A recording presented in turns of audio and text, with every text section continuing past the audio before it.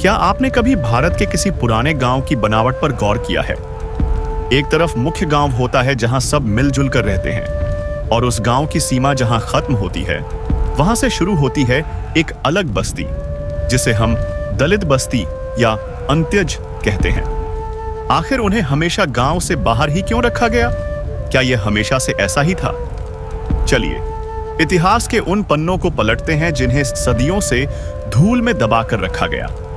Doctor Baba Saheb Ambedkar हमें हजारों साल पीछे उस दौर में ले जाते हैं जब कबीले आपस में लड़ रहे थे। उस समय जो कबीले युद्ध में हार जाते थे उनके योद्धा बिखर जाते थे, वे बेघर और बेसहारा हो जाते थे। इन्हीं बिखरे हुए योद्धाओं को अंबेडकर जी ने ब्रोकन मैन यानी टूटे हुए लोग कहा। एक तरफ वे कबीले थे जो एक जगह बसकर खेती करने लगे थे और दूसरी तरफ ये ब्रोकन मैन थे जो अस्तित्व की तलाश में दर दर भटक रहे थे। एक दिन ये भटकते हुए योद्धा एक स्थापित गांव के पास पहुंचे और शरण मांगी।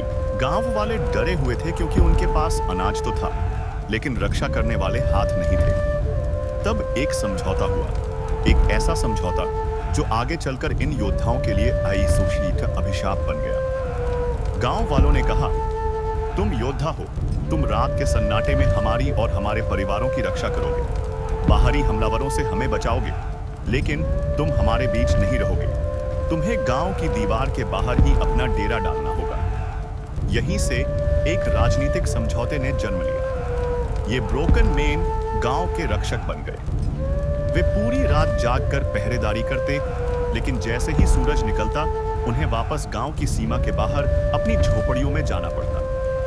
वक्त गुजरता गया और इस समझौते को धर्म का रंग देने के लिए एक किताब सामने आई, मनुस्मृति। मनुस्मृति ने इस समझौते को एक क्रूर कानून में बदल दिया। मनु के विधान ने तय किया कि जो गांव के बाहर रहेगा वह न सिर्फ अछूत होगा बल्कि उसे जानवरों से भी बदतर जीवन जीना होगा। मनुस्मृति ने नियम बना दिए कि इनके पास अपनी कोई संपत्ति नहीं होगी। ये केवल मुर्दों के कफन या फटे पुराने चित्थरदर्हे पहनेंगे और केवल टूटे हुए मिट्टी के बर्तनों में ही खा सकेंगे।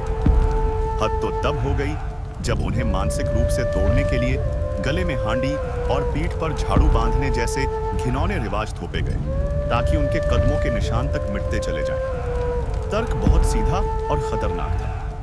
अगर आप किसी योद्धा को यह विश्वास दिला दें कि वह जन्म से ही नीच और अछूत है तो वह अपनी बेड़ियों के खिलाफ कभी नहीं लड़ेगा।